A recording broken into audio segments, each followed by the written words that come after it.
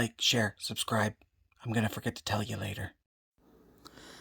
Well, this one's for Scrap It All, because he wanted to hear another story about trucking. Or, well, I guess the dangers of trucking, or something along that lines. But this was another story. This was 2005, after the Hurricane Katrina. I think that was in like the fall or summer or something.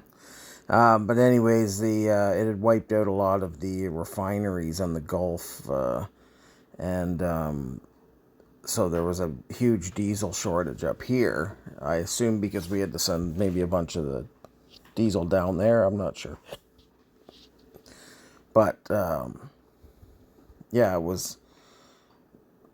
I was hauling fuel at the time, so we would just all sit there and wait when we knew there was a tanker coming in, and then we'd all get 3,000 liters or whatever, and we'd all have to go bolting out for these rigs because the rigs had to keep going.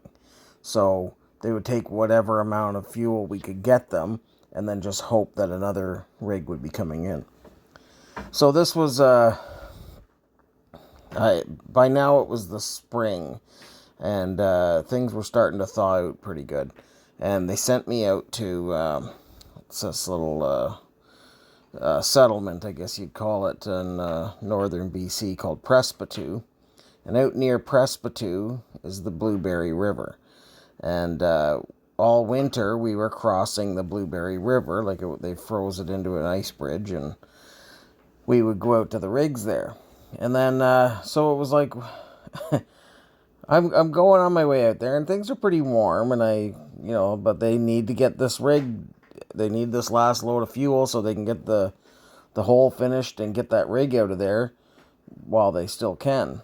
And so I get to the river, and there's a guy in a grader there. I said, he stopped me, and he said, "Where are you going?" And I said, "Well, I got to take this fuel over to this rig."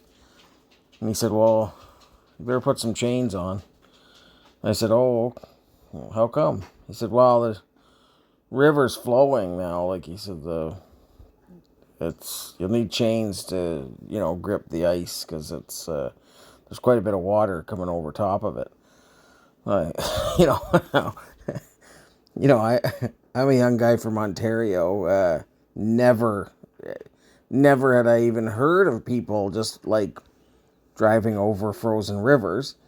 But anyways, so I got out and I put my chains on, and he said, when you get to the river, he said, just go, go hard. So I did. I went hard, but it washed me down the river quite a ways, because I didn't have a full tank, because we can only take 2,000 or 3,000 liters.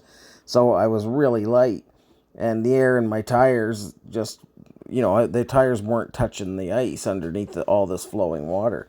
So by the time I got to the other side, I was aiming straight up the river. It had blown my back end down. Then I got onto the ground, and I just made it up out of the river, and the truck died.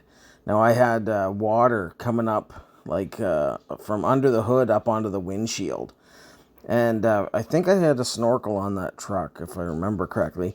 But that didn't matter. What happened, I guess, was the water got into the computer and shorted everything out.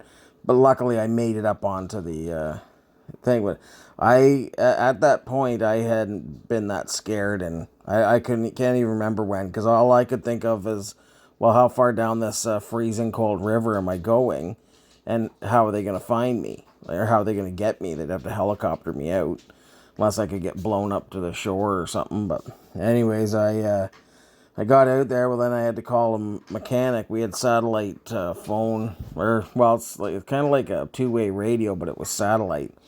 So I got a hold of dispatch, and they sent a mechanic out, and he was mad. He ended up having to go around some other way. There was some sort of a small bridge that pickups could go on. But anyways, he Yeah, he was mad. By then, my brakes, like, because there was so much water and it was below zero, so everything froze. And by the time he got there, like, my wheels, everything was frozen solid.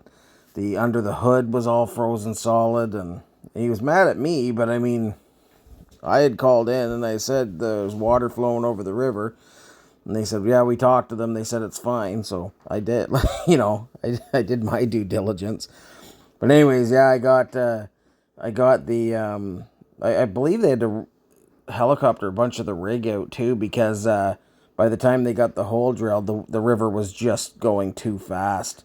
I forget what they had to do. They had to do something though to get that rig out of there. It was, yeah, that was another really seat clenching experience for me. And I mean, not like I guess most of trucking is seat clenching experiences, but that was one of the ones where I was just kind of like, wow, like this is an entirely different world here.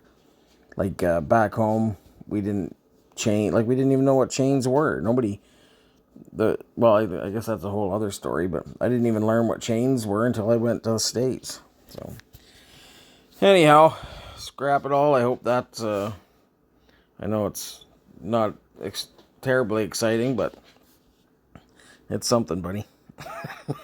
Bye.